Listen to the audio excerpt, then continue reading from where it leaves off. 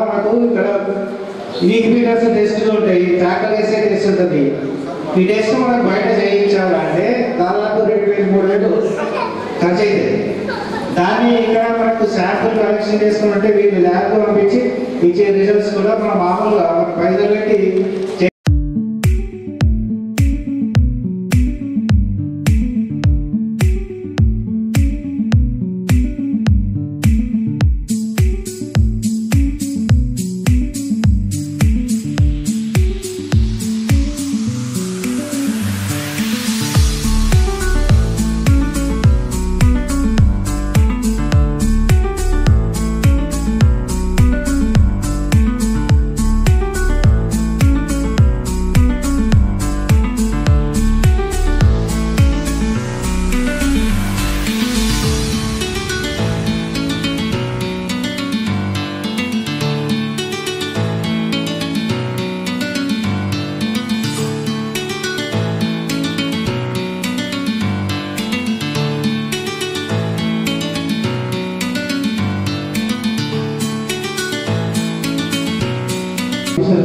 రాజేంద్ర కుమార్ గారు అందరికీ నమస్కారాలు.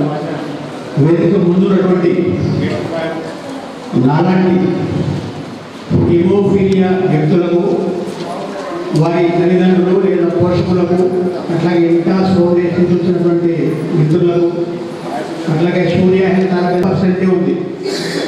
అయితే చాలా దెబ్బలు తిన్నా, ప్రతిసారి తిరిగి మళ్ళీ వెనక్కి వచ్చాను. ఇప్పుడు నేను చాలా వరకు ఆరోగ్యంగానే ఉన్నా. వారానికి ఒకసారైనా కుడికాలు ఎడమకాలు జాయింట్లో బ్లీడ్ అవుతుంది. సాధ్యమందరికీ జనరల్ హాస్పిటల్కి వెళ్ళను, వెళితే ఎక్కువ ఇబ్బందులు అవుతున్నాయి. కాబట్టి ఇంటి దగ్గర కూర్చొని మనందరికీ ముందు చాలాసార్లు RICE ఈ 4 అక్షరాలతో కూడినటువంటి చికిత్స నేనే చేస్తున్నాను. మొదటిది ఏంటంటే రెస్ట్, విశ్రాంతి తీసుకోవడం, అటు ఇటు తిరగటం, పరిగెత్తడం లేకుండా ఇంట్లోనే కూర్చోవడం. కుర్చీలో కూర్చోవాలి, ఎదురుగా ఒక స్టూలో లేకపోతే ఎత్తులో ఉండేటట్టు. ఆ తర్వాత ఐస్ కాపడం పెట్టుకోవాలి. మా గంగారెడ్డి చిన్న బ్లీడింగ్ కూడా పరిగెత్తుకుని హాస్పిటల్కి వస్తారు. ఆయన తర్వాత చూపెడుతుంది. 1000 యూనిట్లు అవసరమైతే ఆయన 4000 యూనిట్లు దబానికి తీసుకుంటారు. ఇంకొక 3కి దొరకదు. ఆ తర్వాత కంప్రెషన్, క్లిప్ బ్యాండ్ వేస్తే కొద్దిగా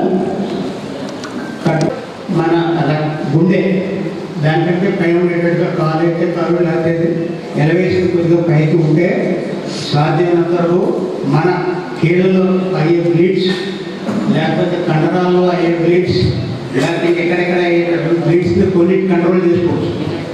మరి కడుపు లోపల, తలలో, లేకపోతే వెన్నుపాములో బ్లీడ్ అయితే మాత్రం సాధ్యమైనంత తొందరగా హైదరాబాద్ నగరంలో డెంటల్ సర్జన్గా ప్రాక్టీస్ ప్రారంభించారు. అప్పటికి ఈ చుట్టుపక్కల 4 జిల్లాలు, మన జిల్లాలో ఆయన ఒకరే MDS చేసిన వ్యక్తి. మాస్టర్ ఆఫ్ డెంటల్ సర్జన్ ఆయన ఒక్కడే ఉండేవాడు ఆ రోజుల్లో. అయితే వారు ఈ సమావేశానికి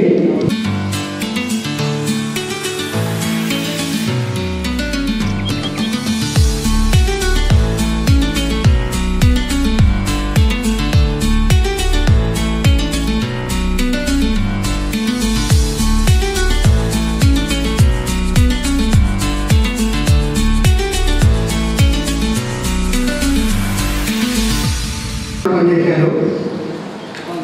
ఈ సొసైటీ, ఈ సిద్ధయ్య గారు నడిపేటటువంటి స్నేహ సొసైటీకి ఇదివరలో ప్రెసిడెంట్గా కూడా, అధ్యక్షుడిగా కూడా పనిచేశారు.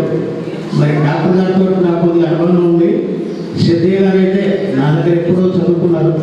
సరే, అతని మీద ఉన్నటువంటి అభిమానం, ఆయనకు నా పట్ల ఉన్నటువంటి గౌరవం కొద్ది ఇక్కడ మనం కార్యక్రమాలు నిర్వహించుకుంటే బాగుంటుంది అనే ఉద్దేశంతో చెప్తున్నాం. ఆయన కొన్ని 100,000 కార్యక్రమాలు చేశారు గత 89లో.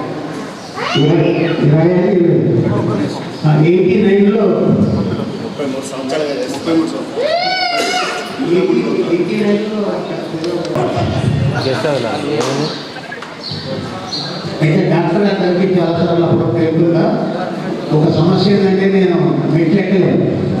లేకపోతే డాక్టర్ గారి దగ్గరికి వాళ్ళకి ఒకసారి వెళ్ళి కొట్టుకుంటా. సరే నాకు సంబంధించిన కొంతమంది డాక్టర్ గారి దగ్గరికి తీసుకెళ్ళడం, వైద్యం అందించడం జరిగింది.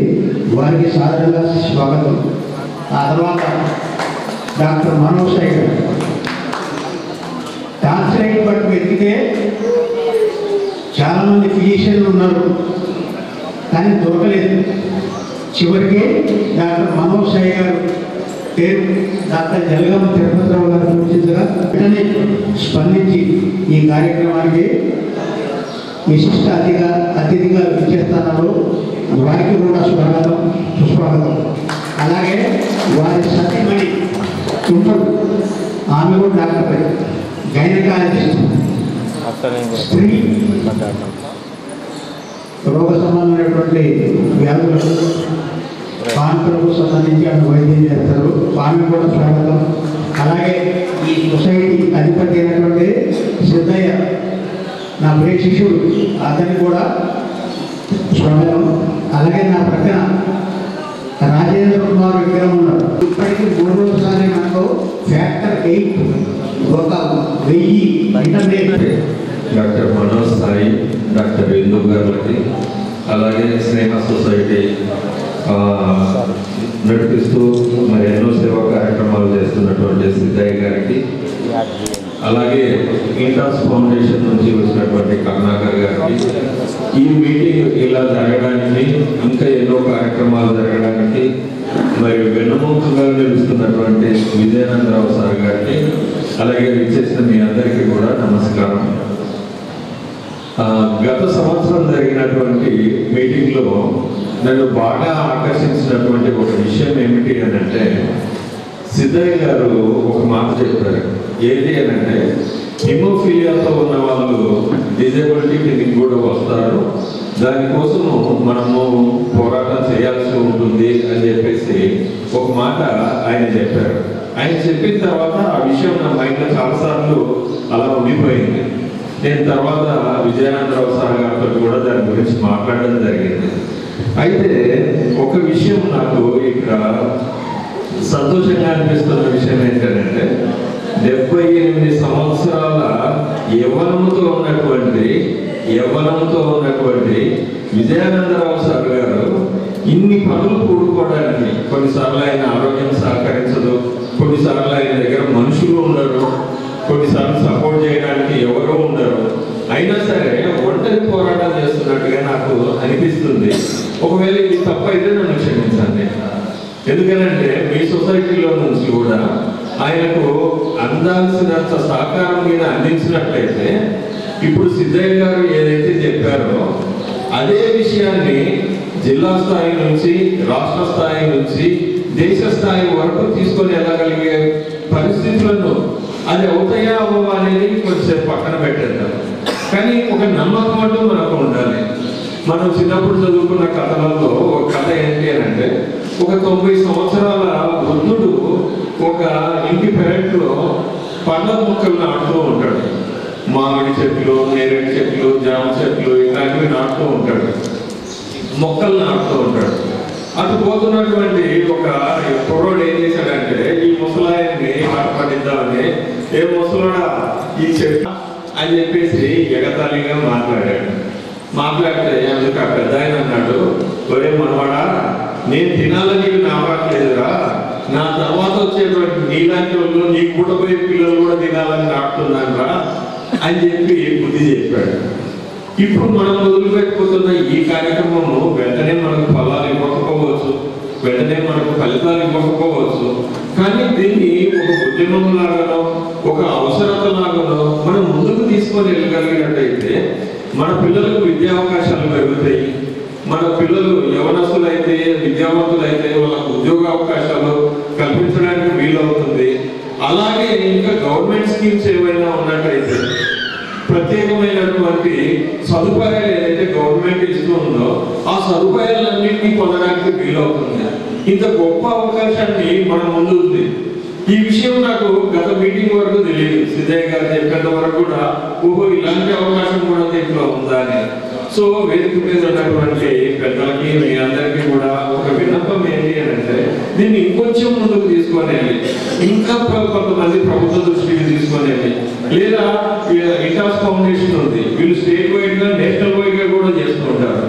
దీన్ని అతి ప్రాముఖ్యమైన విషయం కింద తీసుకునేది దీన్ని మీడియా ఫోకస్ చేయడం కానివ్వండి, లేదు అని అంటే ప్రభుత్వ అధికారుల దృష్టికి, మరి పరిపాలన చేస్తున్నటువంటి ప్రభుత్వాల దృష్టికి దీన్ని తీసుకొని వచ్చినట్లయితే మేబీ కొన్ని సంవత్సరాల తర్వాతనైనా సరే దీన్ని డిజబిలిటీ కింద చేసుకున్నట్లయితే అక్కడ ఉన్న పిల్లలకు కానీ అప్పుడు వస్తున్నటువంటి తరం వాళ్ళకి కానీ మరి వైద్య సదుపాయాల విషయాలలో కానీ ఎంతో గొప్పగా ఉపయోగపడుతుందని నేను ప్రగాఢంగా నమ్ముతున్నాను. సో ఈ సిద్ధయ్య గారు వేసిన ఈ విత్తనము మహావృక్షం కావాలని మనస్ఫూర్తిగా కోరుకుంటూ ఈ సమయం ఇచ్చినందుకు చెప్పగలుగుతాం. ఇంటాస్ ఫౌండేషన్ మరి ఇంటాస్ కార్పొరేట్ యొక్క సిఎస్ఆర్ యాక్టివిటీస్, దాంట్లో భాగంగా మేము క్యాన్సర్ కేర్ ఒక ప్రాజెక్ట్ ఉంది అక్కడ లక్కీ కప్పుల్లో మీతో ముందు చెప్పినట్లు అక్కడ మేము free accommodation and transportation services, counselling services అక్కడ అందిస్తూ ఉంటాం. దాంతో పాటుగానే హిమోఫీలియా పేషెంట్ అసిస్టెంట్ ప్రోగ్రామ్ ఉంది. హిమోఫీలియా ప్రోగ్రామ్ అవుట్ రీచ్ వెళ్ళేసి మన క్యాంపులు పెట్టేసి మన చాప్టర్ సహకారంతో కావచ్చు, గవర్నమెంట్ హాస్పిటల్ సహకారంతో కావచ్చు. సో వాళ్ళకి మేము ఫ్రీ వ్యాక్సిన్ డిస్ట్రిబ్యూషన్ కానీ లేదంటే ఫిజియోథెరపీ కిట్స్ కానీ ఇచ్చినట్లు అదొక ప్రోగ్రామ్ ఉంది. దాంతోపాటు బ్లడ్ బ్యాంక్ అప్లిట్మెంట్ అని బ్లడ్ బ్యాంక్స్కి మేము ఎక్విప్మెంట్ సపోర్ట్ చేస్తూ ఉంటాము. దాంతోపాటుగా ఎమర్జింగ్ ఇనిషియేటివ్స్ అని కొన్ని స్కూల్స్కి కొన్ని వాటికి సపోర్ట్ చేయడం చేస్తూ ఉంటాం. సో ఈ యాక్టివిటీస్ అన్నీ దాదాపు ఒక హోమ్ అయితే ఉంది. ఇప్పుడు మన ప్రజెంట్ యూపీ తర్వాత పోరాటం చేస్తున్న పిల్లలందరూ కూడా వాళ్ళందరూ అవుట్పోస్ట్ అందరూ ఉన్నారు. సో మీరు ఈ టెస్ట్ మీకు చాలా ఉపయోగపడుతుంది. ఆ రిపోర్ట్స్ మీకు కనుక ఒకవేళ ల్యాబ్లో వెళ్ళి తీసుకొని లేదంటే రిజిస్ట్రేషన్ చేసుకుంటే మీకు కూడా ఆ డిజబిలిటీ సర్టిఫికేట్ వచ్చే ఛాన్సెస్ ఉంటాయి. సదరన్ డిపార్ట్మెంట్ మీరు ఒక విధంగా కన్సల్ట్ అవుతుంది. మరి ఏం చేస్తున్నారు అలాగే పెట్టేస్తున్నారు. ఎక్స్పైరీ డేట్ చేసుకోండి. ఆల్మోస్ట్ మా ఫ్యాక్టర్స్ 2-3 years వస్తుంది. దాన్ని ఎలా ఇంప్లిమెంట్ చేసుకోవాలో మేము చెప్తాము. నచ్చేది మీకు అన్ని అపార్ట్మెంట్ తీసుకున్నాం. అంతే కాకుండా మీరు లాస్ట్ టైం ఎంత మీకు గుర్తుండాలి. ఎందుకు గుర్తుండాలంటే మీరు ప్రాక్టీస్ చేయాలి కాబట్టి. ఇందాక నన్ను ఎవరో అడుగుతున్నారు, సార్ ఈ లెగ్ స్ట్రెచ్ అవుతాయి ఎక్కువ చేయాలని చెప్పేసి. నాకు ఏం చేసేది ఉంటుంది, ఫిజియోథెరపీ చేయాలంటే అదేం చేయాలంటే డైలీ చేయాలి. సో మనం చేయమని హిమోఫీలిక్గా మనం ఖచ్చితంగా చేయాల్సిన ఒక మంచి పని ఏంటంటే ఫిజియోథెరపీ డైలీ చేయాలి. ఈ మధ్య మా మేనేజ్మెంట్ వాళ్ళు ఒకటి ఇనిషియేట్ చేశారు. ఎక్కడ మేము ఫిజియోథెరపీ ప్రోగ్రామ్ చేస్తే అక్కడ ఖచ్చితంగా కాల్ చేసి హిమోఫీలియా కౌన్సిలర్ ఫోన్ పట్టుకొని కూర్చుంటారు. 50 మందికి ఇస్తే 50 మందికి ఫోన్ చేస్తారు, ఫిజియోథెరపీ చేస్తున్నారు. ఆల్మోస్ట్ 50% పైన ఎవరు చేస్తున్నాం సార్. 2 రోజుల ఫిజియోథెరపీ అనేది చాలా ఇంపార్టెంట్. కానీ ఫ్యాక్టర్ కంటే మీరు డాక్టర్ ఇచ్చినంత ప్రియారిటీ ఫిజియోథెరపీ మీరు ఇవ్వరు. సార్ అంతా యాక్టివ్గా సార్ యువకులు ఎదుర్కొన్నాను అంటే సార్ కొన్ని ప్రికాషన్స్ తీసుకున్నాను, అంతే సార్ అవుతుంది.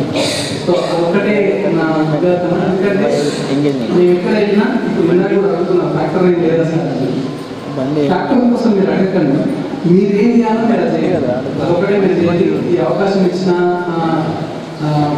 Haemophilia chapter Nizamabad chapter president Vijayananda Prasad గారికి, తర్వాత విజయాజీ గారికి, అంబరీష్ గారికి, గంగారాం గారికి, వేదిక మీద ఉన్న పెద్దలందరికీ మరోసారి ధన్యవాదాలు చెప్తూ థ్యాంక్ యూ సో మచ్ చేస్తాం. అయితే వచ్చిన రిప్రజెంటేషన్ మా సొసైటీ విజయానంద ప్రసాద్ గారికి, అదేవిధంగా ఈ కార్యక్రమ ముఖ్య అతిథులు పెద్దలు డాక్టర్ నందకుమార్ గారికి, డాక్టర్ మనోజ్ సాయి గారికి, డాక్టర్ హిందూ గారికి, అదేవిధంగా ఇంటాస్ ఫౌండేషన్ రిప్రజెంటేటివ్ కరుణాకర్ గారికి, అదేవిధంగా Surya health organisation CEO Rajendra Kumar Vikram గారికి, మరి ఈ కార్యక్రమంలో పాల్గొంటున్న ప్రతి ఒక్కరికి నేను 1992వ సంవత్సరంలో స్నేహ సొసైటీ అనే ఒక స్వచ్ఛంద సేవా సంస్థను ఏర్పాటు చేశాను.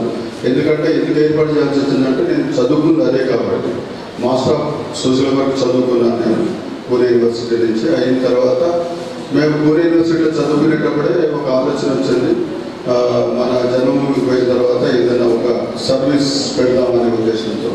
మరి ఈ ఐడియా అనేది 90లోనే కన్సీవ్ అయింది. ఆర్గనైజేషన్ అనేది 92లో రిజిస్ట్రేషన్ చేయడం జరిగింది. సో నా భార్య కూడా, ఆమె కూడా మంచి సోషల్ వర్కర్. ఇద్దరం కలిసి మరి ఈ ఆర్గనైజేషన్ని ప్లాన్ చేసాం. మరి ఇప్పుడు మేము ఎక్కువగా వికలాంగులు అంటే మాకు ఒక ఇష్టమైన టాపిక్. అది ఎక్కడ ఏ వికలాంగుల ప్రోగ్రామ్ ఉన్నా కానీ తప్పకుండా మేము వెళ్ళడానికి ప్రయత్నం చేస్తాను. మరి నేను విజయానంద సార్ గారు హిమోఫీలియా నిజామాబాద్ చాప్టర్ని ఏర్పాటు చేసి దాని అధ్యక్షుడిగా ఉన్నారు అని నాకు ఒక 2 సంవత్సరాల కింద తెలుసు. సో ఏదో కమ్యూనికేషన్ కోసం సార్ నా దగ్గరికి వచ్చినప్పుడు తెలిసింది ఏంటంటే సార్ ఒక హిమోఫీలియా చాప్టర్ అనేది నిజామాబాద్లో ఏర్పాటు చేశారు. అది చాలా విజయవంతంగా నిర్వహిస్తున్నారు. రాజేంద్ర కుమార్ సార్ చెప్పినట్టు ఏంటంటే 75 సంవత్సరాల వయసులో మరి ఆయన ఒక సిబిఓని ఇనిషియేట్ చేయటం, దాన్ని సక్సెస్ఫుల్గా ముందుకు తీసుకెళ్ళటం అనేది ఒక సక్సెస్ అని నేను అనుకుంటున్నా. సో అదే కాకుండా మరి నిజామాబాద్లో నేను ఇందాక విన్నాను ఇక్కడ పోయినసారి రాజేంద్ర కుమార్ గారు చెప్పారు ఏంటంటే ఈ ఆర్పిడి యాక్ట్, అంతకుముందు నాకు హిమోఫీలియా గురించి పెద్ద తెలియదు, ఎక్కడ వినుంటాము. బట్ ఏదైతే rights for persons with disabilities act 2016 వచ్చిందో అప్పుడు అందులో 21 రకాలైన వికలాంగులు గుర్తించడం, 3 బ్లడ్ డిజార్డర్ ఉన్న వికలాంగులు గుర్తించడం, ముఖ్యంగా thalassaemia, sickle cell disorder, haemophilia అనే 3 వికలాంగుల్ని మరి ఆర్పిడి యాక్ట్లో చేర్పించారు. సో నేను పోయినసారి అదే నాకు అవగాహనతో అంటే నాకున్న అవగాహనతో నేను చెప్పాను ఏంటంటే వీళ్ళందరూ కూడా మరి హిమోఫీలియా అనేది మరి ఒక పేషెంట్ ఉంది అంటే మరి ఆయన తప్పకుండా ఐడెంటిఫికేషన్ ఏముంటుంది, సదరం సర్టిఫికేటే. సో ఇందాక ఎవరైనా చెప్పారు సార్, మీరు చెప్పిన తర్వాత కొంతమందితో మేము సదరం సర్టిఫికేట్లు తీపించున్నాము, గ్రాడ్యువల్గా అందరికీ తీపిస్తాము సార్ అని. సో వెరీ హ్యాపీ థింగ్ అది. సో ఒకటి ల్యాబింగ్ ఏంటంటే నిజామాబాద్లో విజయానందరావు సారు హిమోఫీలియా కంటే కూడా ఆయన మంచి సైన్స్ అండ్ మ్యాథ్స్ టీచర్ అండి. సో ఈ వయసులో లీఫ్ ఇయర్ గురించి మనందరికీ తెలియదు. ఏంటంటే 4 సంవత్సరాలకు ఒకసారి తెలుస్తుంది. లీఫ్ ఇయర్ వచ్చినప్పుడు 29 days వస్తేనే తెలుసు, అంతవరకే తెలుసు మనకి. బట్ ఆయన స్టడీ చేసి 107 స్కూల్స్లో నిజామాబాద్ జిల్లాలో 107 స్కూల్స్కి వెళ్ళాడు ఈ వయసులో వెళ్ళి అక్కడ లీప్ ఇయర్ మీద అవగాహన కల్పించారు ఆయన. సో మరి ఆయనకి ఉన్న ఆ ట్రస్ట్ అంటే సైన్స్ మీద, మ్యాథ్స్ మీద ఆయనకున్న ట్రస్ట్ కానివ్వండి. హిమోఫీలియా సంస్థ స్థాపించిన తర్వాత కూడా మరి కమ్యూనికేషన్ దాదాపు 1 సంవత్సరం నుంచి నేనే రాస్తున్నాను సార్, ఎప్పుడన్నా అడిగితే నేనే రాస్తుంటాను. సో గవర్నమెంట్ హాస్పిటల్లో ఫ్యాక్టర్ 8 లేదు, దయచేసి సప్లై చేయండి అని ప్రతి ఒక్కరికి విన్నవిస్తూ ఉంటారు. ఆయన హెల్త్ మినిస్టర్ గారికి ఇచ్చారు, ఎమ్మెల్యేస్కి ఇచ్చారు, కలెక్టర్ గారికి ఇచ్చారు, సూపరింటెండెంట్ గారికి ఇచ్చారు, డిఎంహెచ్ఓ గారికి ఇచ్చారు. ప్రతి ఒక్కరికి ఆయన ప్రయత్నం ఆయన చేస్తున్నారు. సో మనందరం కూడా తప్పకుండా ఆయనకు సహాయం చేయాల్సిన అవసరం ఉంది.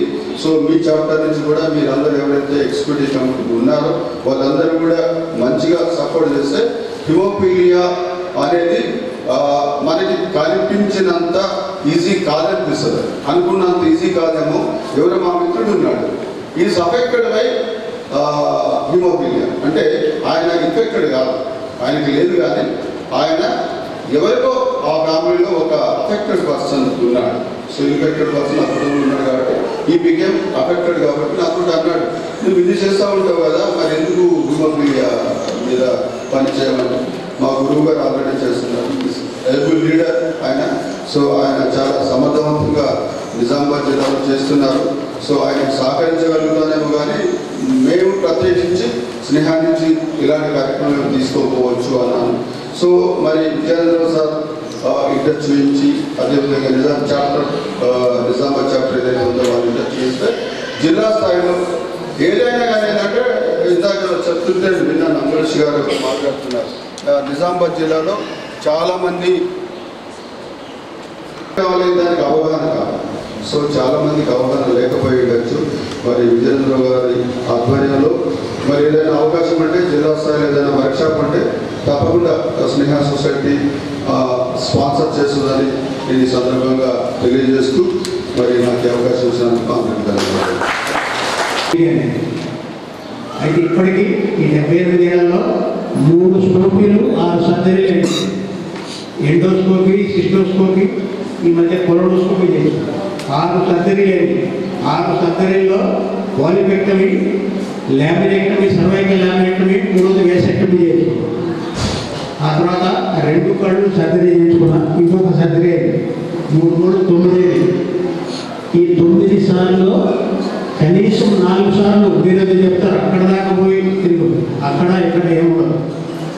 సాగు అంచు దాకా తిరిగి బతికే ధైర్యంగా ఉండాలి. ఏం పర్లేదు, నాకు 80 నుంచి 90,000 చాలా పెన్షన్ వస్తుంది. ఒక్కరోజు మోకాల్లో బ్లీడ్ అయిందంటే మొదటి రోజు 40,000, రెండో రోజు 20,000, మూడో రోజు 20,000 అంటే 80,000 కాలం. ఒక 3 రోజుల్లో నాకు వచ్చే జీతం అయిపోతుంది. ఎట్లా బతకాలి? నాకు వెనకాల వేరే ఆదాయం లేదు, పొలాలు ఇంకేమి లేవు.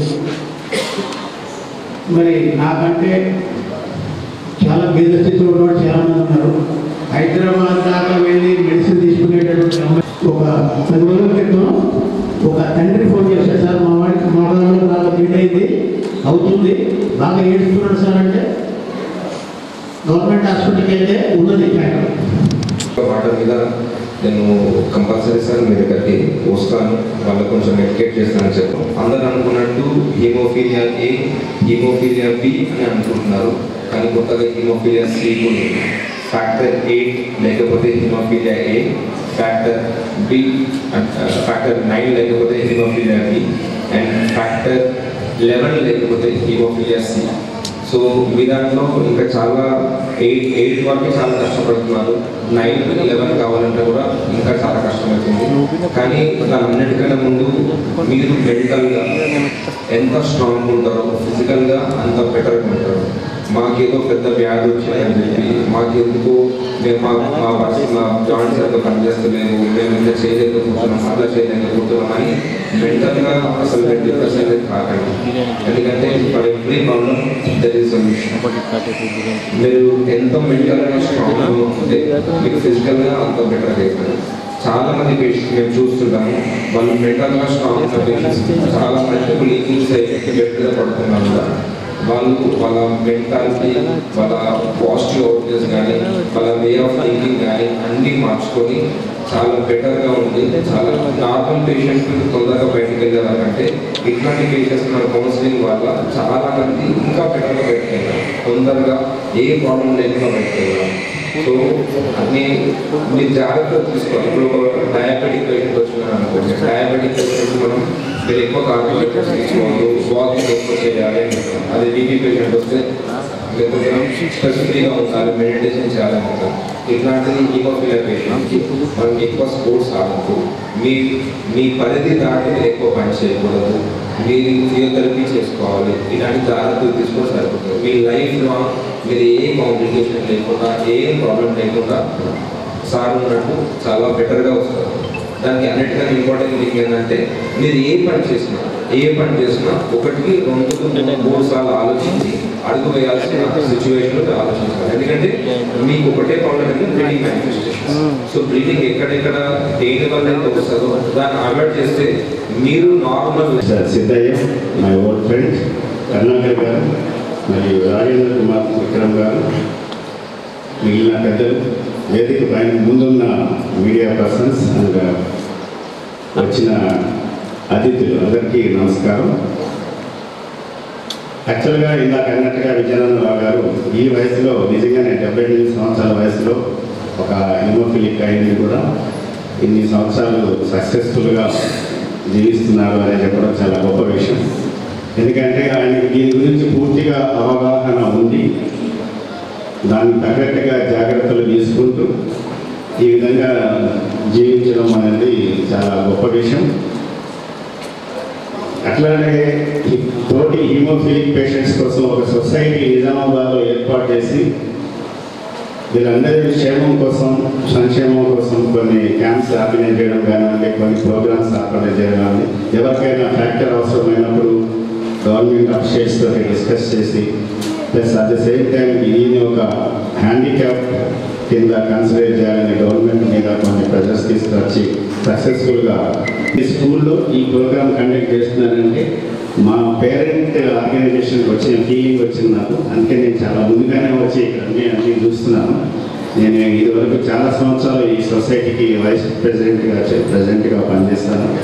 కాబట్టి నాకు వాళ్ళు అందిస్తున్న అన్ని రకాల వికలాంగులకు ముఖ్యంగా మా ఇద్దరు సొంత పిల్లల్లాగా వీళ్ళను చేసుకోవడం అనేది ఎన్జిఓ చాలామంది చేస్తుంటారు. కానీ ఏ అవసరం వచ్చినా 24/7 ఇక్కడే అవైలబుల్ ఉంటారు.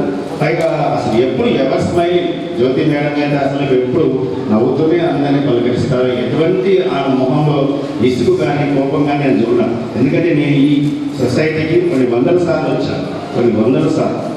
మీరన్నా 1-2 సార్లు వచ్చారు, నేనైతే 100 సార్లు వచ్చాను. ఎప్పుడు వచ్చినా కూడా ఆమె మొహంలో అదే యొక్క స్మైలింగ్ ఫేస్ తోటి వాళ్ళని రిసీవ్ చేసుకొని వాళ్ళ బాధను అర్థం చేసుకొని వాళ్ళకి సేవ చేయడం నిజంగా చాలా గొప్ప విషయము.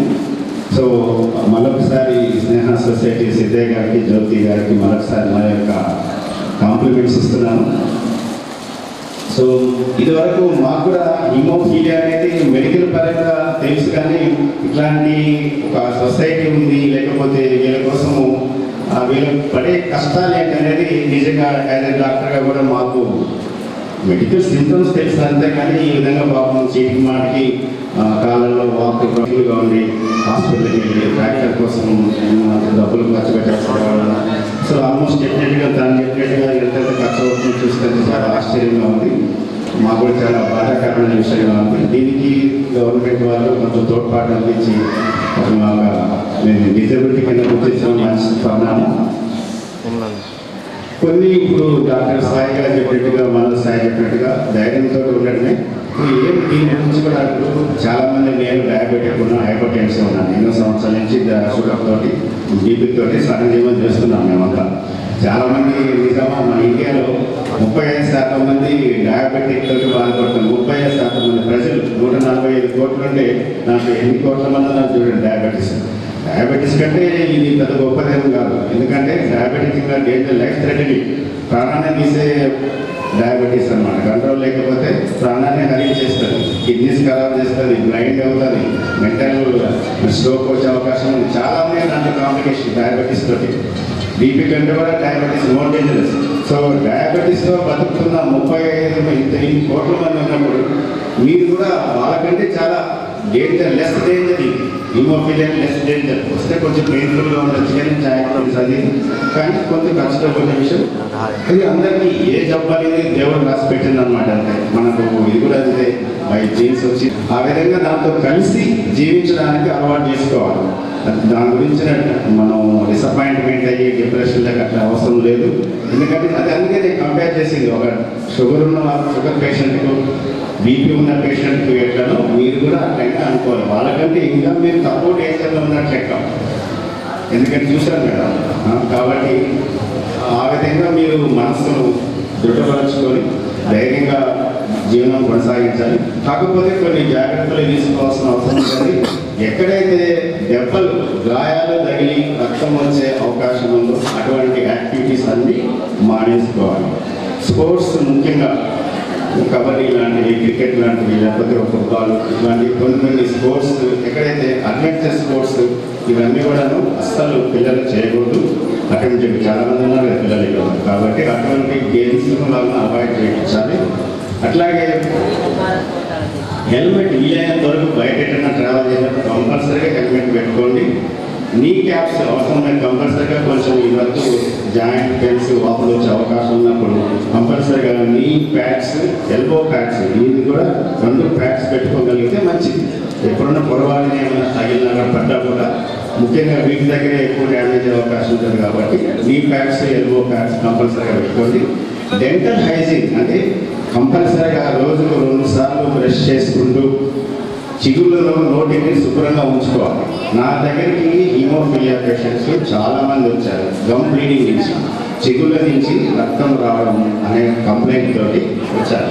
మీకు కొంచెం ఎక్స్పీరియన్స్ కాబట్టి, సీనియర్ కాబట్టి కొంచెం అడిగినాం హిస్టరీ చూస్తే నీకు హైజీన్ బాగానే ఉంది, కానీ అది సేమ్ టైం గమ్స్ నుంచి నాన్ స్టాప్గా బ్లీడింగ్ వస్తుంది చిగుళ్ళ నుంచి. పుట్టి కారణం ఏం లేకుండా, ఇన్ఫెక్షన్ లేదు, దెబ్బ తగిలింది లేదు, ఏం లేదు, పుట్టిగానే చిగుళ్ళ నుంచి రక్తం వస్తుంది. నేను చాలామంది చూస్తాను, నిజామాబాద్ క్లినిక్ చూస్తే నాకు అంటే మా యొక్క ఎక్స్పీరియన్స్లో నాకు అనుమానం వచ్చింది ఏదో సంథింగ్ రాంగ్ విత్ ది బ్లడ్లో కొంత హీమోఫిలియా కావచ్చని ఇన్వెస్టిగేషన్ చేపిస్తే అప్పుడు తెలుసు. అప్పటిదాకా పేషెంట్లకు తెలియదు, కొంతమందికి తెలియలేదు కదా.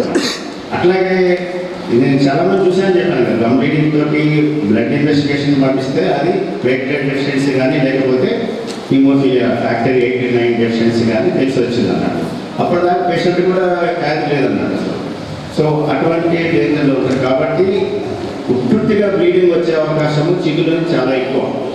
ముక్కులో నుంచి కూడా, ముక్కులో వీలైనంత వరకు ఏమి చాలామంది తెలుసు. పిల్లలు మనం పెద్దలు కూడా ఒకసారి పరధ్యానంలో ముక్కులో వేలు పెట్టి కలిగిన ట్రై చేస్తాం, అటు ఇటు దూరం అనిపిస్తే అట్లా. సో వీలైనంత వరకు హ్యాండిల్ చేయకూడదు, అసలు ఫింగర్స్ అనేది పెట్టకూడదు ముక్కులో పడు. మీలాంటి వాళ్ళు పిల్లలకు ముఖ్యంగా చెప్పాల్సిన విషయం, ఆ బ్లీడింగ్ వస్తే దాన్ని కంట్రోల్ చేయడం కొంచెం కష్టంగానే ఉంటుంది. గమ్స్ నుంచి కూడా కంపల్సరీగా నీట్గా నోరు 2 సార్లు బ్రష్ చేసుకుంటూ, అవసరమైనది ఎప్పుడైనా ఫుడ్ అనేది దాంట్లో నాన్ వెజ్ తిన్నప్పుడు మక్కెళ్ళు తిన్నప్పుడు ఏదైనా ఇరుక్కుంటే కంపల్సరీగా దాన్ని బ్రష్ తోటి కానీ డెంటల్ ఫ్లాస్ అంటారు, అంతేగాని ఈ కిన్నీసులు పెట్టి లేకపోతే ఫుడ్లు పెట్టి కెలకకుండా డెంటల్ ఫ్లాస్ అనే థ్రెడ్ ఉంటుంది. ఆ థ్రెడ్ తోటి పళ్ళ మధ్యలో ఇరుక్కున్న నాన్ వెజిటేరియన్ పార్టికల్స్ కానివ్వండి ఏదైనా పార్టికల్స్ జాగ్రత్తగా తీసేస్తే బ్లీడింగ్ లేకుండా చిగుళ్ళకు డ్యామేజ్ కాకుండా సింపుల్గా మెయింటైన్ చేయొచ్చు. సందులు పళ్ళలో సందులు పిల్లలకు వచ్చిందంటే ముఖ్యమైన కారణం ఏంటంటే కంపల్సరీగా క్యావిటీస్ ఉండడం వల్లనే పళ్ళల్లో పిల్లలకు సందులు వస్తాయి. పెద్దవాళ్ళకంటే కొంచెం వయసుని బట్టి కూడా షుగర్తో కూడా వస్తాయి. కాబట్టి ఏ రకమైన ఇది ఉన్నప్పుడు బ్లీడింగ్ వచ్చి ఇబ్బంది పడకుండా ఉంటాను. నేను చాలామంది చూసి చెప్తున్నా, నాకు నా యొక్క 40 సంవత్సరాల ఎక్స్పీరియన్స్లో మస్తు మంది చూసాను. సో ఇది ఒక డెంటల్ గురించి ఇంపార్టెన్స్ అన్నమాట. క్యావిటీస్ ఉండి అన్నం తట్టుకుంటుంటే నాన్ వెజ్ అన్నం తట్టుకుంటున్నా ఏమైనా ఉంటాయి కదా, ఏది బట్టి అవి దొరికిన పుల్లలతోటి కిడ్నీస్ తోటి కెలకకుండా ఫ్లాస్ అంటారు, బ్రష్తో ట్రై చేయండి, లేకపోతే డెంటల్ ఫ్లాస్తో ట్రై చేయండి. పెద్దవాళ్ళే, పిల్లలు అయితే కంపల్సరీగా డెంటిస్ట్ని సంప్రదించాలి, ఎందుకంటే క్యావిటీస్ ఉండొచ్చు. వెంటనే ఏదైనా అనుకోకుండా మనకి కిస్మత్ కొద్ది ఏదైనా యాక్సిడెంట్ అట్లాంటిది అయినప్పుడు కూడా వెంటనే మీరు హీమోఫీలియా పేషెంట్ అని అక్కడ ఉన్న వాళ్ళకి చెప్పి వెంటనే జాగ్రత్తలు తీసుకునేటట్టుగా చూసుకోవాలి. వెంటనే దాన్ని బ్యాండేజ్ కట్టుకుని డాక్టర్ దగ్గర సంబంధించి వెంటనే హాస్పిటల్కి వెళ్ళాలి. లేకపోతే దీని వల్లనే కొంచెం ప్రమాదం సంబంధించే అవకాశం ఉంది. ఎందుకంటే హీమోఫిలిక్లో ఎక్కువ బ్లడ్ వస్తున్నాం కాదు, బ్లడ్ క్లాట్ గడ్డ కట్టం చేయడం వల్ల ఎక్కువ సేపు వస్తుంది. ఇప్పుడు మానవులు దెబ్బ తగిలింది అనుకో, ఏముంది ఇట్లా చేతితో వచ్చేసినా ఆగిపోతుంది. ఏదో బ్లేడ్ తోటి కట్ అయింది, ఏదో చిన్న దెబ్బ తగిలింది, గట్టిగా అయితే చేతితో మర్చిపెట్టినప్పుడు చిన్న దెబ్బ అయితే బ్లడ్ ఆగిపోతుంది. లేకపోతే దూదితో కాటన్ తోటి పెట్టినా ఆగిపోతుంది. కానీ ఇట్లాంటి హీమోఫిలిక్ వాళ్ళకి అట్లా ఆగదు. కొన్నిసార్లు మా వాళ్ళు కూడా డెంటల్ సర్జన్స్ కూడా పేషెంట్ చెప్పడం వల్ల నేను హీమోఫిలిక్ పేషెంట్ను బ్లడ్ ప్రాబ్లం అని చెప్పకుండా పళ్ళ డాక్టర్ దగ్గరికి వెళ్ళి పళ్ళు క్లీన్ చేయించడం కానివ్వండి, పళ్ళు తీయించడం అయితే మరీ లేదు. పళ్ళు క్లీన్ చేస్తే కూడాను స్కేలింగ్ అంటాం మా భాషలో, పాచిపట్టిందని పళ్ళు క్లీన్ చేయించే వాళ్ళు కూడా ముందు చెప్పండి డాక్టర్కి, నేను హీమోఫిలిక్ పేషెంట్ను, నాకు ఇట్లా ఉన్నది అని చెప్పాలి డెంటల్ సర్జరీ దాకా వెళ్ళినప్పుడు. అట్లాగే ఏ సర్జరీ ఏ డిపార్ట్మెంట్కి వెళ్ళినా కూడా ఏదైనా సర్జరీ ప్రొసీజర్ డాక్టర్ కనుక అనుకుంటే మీరు మీ గురించి చెప్పుకోవాలి. హీమోఫిలిక్ ఉందా మీరు అడగారు సామాన్యంగా డాక్టర్ ఎవరు ఏమనుకుంటాం మేము, పెద్ద వయసు వాళ్ళు అయితే బీపీ ఉందా, షుగర్ ఉందా, ఏమన్నా మందులు వాడుతున్నారా చెప్పండి అంటే నాలుగు వాడే. యంగ్స్టర్స్ జూనియర్స్ అయితే అది కూడా అడగట్లేదు. పన్ను పోవడము, పన్ను వచ్చిందని పన్ను కూర్చోబెట్టి పన్ను వీకేయడం, తర్వాత బ్లీడింగ్ ఆగాక దాంతో నాటకాలు పడడం, ఇలా జరుగుతుంది పరిస్థితి. ఎక్స్పీరియన్స్ ఉందా లేదేమో కొంచెం చూడండి. ఒక 40 సంవత్సరాలు దాటినంటే సార్ మీకేమైనా బీపీ ఉందా, షుగర్ ఉందా, ఒకవేళ ఉంటే ఏం మందులు వాడుతున్నారు ఆ మందులు చూపించండి. మీరు చెప్పదండి తెల్ల గోళీ, నల్ల గోళీ, ఎర్ర గోళీ వాడుతున్నామని కాదు, గోళీలు చూపించండి. ఆ గోళీలు చూసిన తర్వాత దీనివల్ల ఏమన్నా నష్టం ఉందా లేదా మేము డిసైడ్ చేస్తాము, లేకపోతే గోళీలు బంద్ చేసి రావాల్సి వస్తుందా, ఇట్లాంటి బ్లీడింగ్ ప్రాబ్లమ్స్ ఏమైనా ఉంటే వస్తుంది చెప్తాం. కాబట్టి మీరు మీ యొక్క పరిస్థితిని డాక్టర్కి వివరించండి ముందుగా, ఇది తీసుకోవాల్సిన జాగ్రత్త. లేకపోతే నష్టం ఎవరికి, మనకే తెలవకుండా డాక్టర్ తెలవకుండా మీకు చెప్పకుండా ఏమైనా చేసేస్తారు కొన్ని ప్రొసీజర్, ఏదో నేషనల్ ప్రొసీజర్, క్లీనింగ్, పళ్ళు తీయడం ఏదో ఒకటి, ఎంత నష్టం చూడండి. తర్వాత మళ్ళీ మీరు ఫ్యాక్టరీ ఎక్కించుకోవాల్సిన అవసరం వస్తుంది. సో ఈ విధంగా ముందు జాగ్రత్తగా మీరు డాక్టర్కి ఇన్ఫర్మేషన్ చేయండి. అలాగే మీరు ఎట్లా గుర్తుపడతారు, కొంతమంది అయితే నేను ఒకసారి ఇట్లాగే చెక్కుల నుంచి బ్లీడింగ్ వచ్చిన పేషెంట్ వస్తే నేను చొక్కా అంగి తీపిచ్చి వెనకాల వీపు నుంచి చూశాను, వీపు మీద త్వరలో చూస్తే రెడ్ స్పాట్స్ ఉన్నాయన్నమాట. నేను చూశాను. నాకు జనరల్ క్లినిక్లోనే ఒకసారి బట్టలు ఎక్కించి మగాతను ముస్లిం అతను అనమాట తీసి చూస్తే అంతా ఎవరైనా ప్యాచెస్ ఉన్నాను. నేను డెఫినెట్గా సస్పెక్ట్ చేశాను మాకు నేను ప్రాబ్లం లేదు. సో ఇట్లాంటివి ఏదైనా సో మీరైతే చాలామంది మీకు తెలుసు, కానీ వేరే వాళ్ళు తెలియదు కదా, కొంతమంది తెలియదు ఉన్నారు కాబట్టి చెప్తున్నాం. సో ఇట్లాంటి కొన్ని జాగ్రత్తలు తీసుకుంటే మీరు కూడా మామూలు ప్రజల్లాగా మామూలు సమాజం వర్గంలాగా మీరు కూడా హాయిగా బతకచ్చు. ఏం కాదు, ఎప్పుడన్నా ఇబ్బంది వచ్చినప్పుడు కొంచెం ఖర్చు అవుతుంది, కొంచెం తప్పలేదు. మేము గోళీ చేసుకుంటే మేము రోజు బీపీ షుగర్ గోళీ చేసుకుంటాం. నెలకు ఎంత ఖర్చు అవుతుంది. కొన్ని దేవుడు ఇచ్చిన కొన్ని ఉన్నాయి మన దూరాలు డబ్బులు ఏం చేస్తాం దాంట్లో అట్లనే ఆలోచన చేస్తూ సౌఖ్యంగా ఉండాలని కోరుకుంటున్నాను. Thank you very much sir.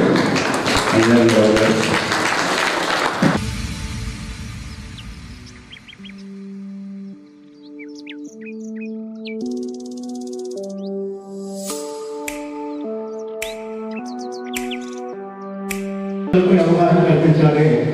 ప్రధానంగా ఈ మహిళా సంక్షేమానికి సంబంధించినటువంటి ఉద్యోగులు ఎవరుతున్నారో అలాంటి వాళ్ళు కూడా తెలియజేయాలి. మరి నేను ఈ మాట అనుకున్నందుకే ఫీల్ అవ్వద్దు. చాలామంది సీనియర్ డాక్టర్లు లేకపోతే ఇప్పుడు ఉన్నటువంటి మెడికల్ అంటారు, లేదా జూనియర్ డాక్టర్లు అంటారు, వాళ్ళకు కూడా ఇది తెలియజేశారు. ఎంత ఫ్యాక్టరీ వాళ్ళు ఇంజెక్షన్ ఉంటుంది, ఆ రెండు కలిపి మిక్స్ చేసి ఇన్ఫ్యూజ్ చేసుకోండి. Very very easy. డైరెక్ట్ మనకు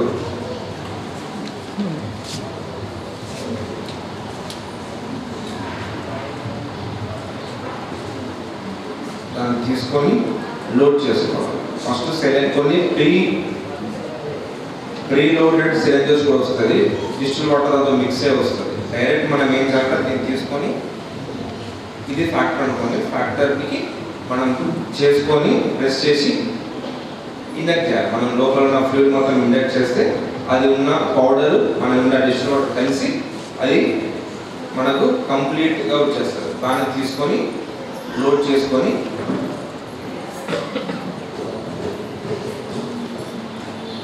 ఇక్కడ తీసుకున్న సిరంజ్ తీసేసి మీకు తీసుకోవడానికి చాలా చాలా ఈజీగా ఉంటుంది. తీసుకోవడానికి చాలా ఈజీగా ఉంటుంది. దీన్ని తీసుకొని మీ ఇంతకు చేసుకున్న పొజిషన్ లాగా పెట్టుకొని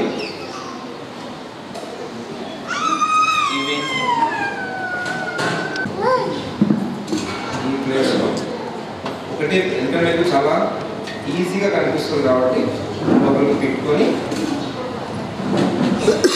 ఈ ప్లేస్లో మనం ఇంజెక్ట్ చేసుకోవాలి. ఎక్కడ గుర్తుపెట్టుకోలేదంటే సిరంజ్ని బ్యాక్గా లోడ్ చేయాలి. ఎందుకంటే దీని లోపల ఎయిర్ ఉంటుంది కదా, ఈ ఎయిర్ అనేది మనకు ఎయిర్ మోలిజం ఫామ్ చేసే ఛాన్సెస్ ఉంటుంది. కాబట్టి ఈ ఎయిర్ని మొత్తం మనం బ్లడ్తో నింపుకొని తర్వాత మనం లోపలికి ఇంజెక్ట్ చేసుకోవాలి. దీనివల్ల మనకు ఫ్యాక్టర్ అయిపోతుంది. ఓకేనా? తర్వాత తీసేసి తర్వాత ఈ ప్లేస్లో మనం తీసుకున్న గాస్ పీస్ ఉంటుంది, మనం కాటన్ పీస్ తీసుకుంటాం కదా, దాన్ని చాలా పెద్దదాన్ని తీసుకొని చాలా చిన్నగా రోల్ చేసి ఎక్కడైతే మనం ఇంజెక్షన్ ఇచ్చినామో ఆ ఇంజెక్షన్ దగ్గర చాలా ప్రెజర్ అప్లై చేయాలి.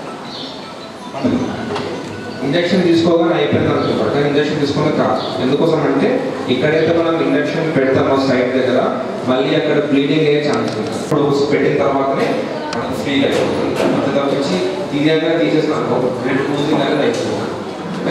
ఈ జాగ్రత్తలు చాలా చాలా తీసుకోవాలి. Thank you.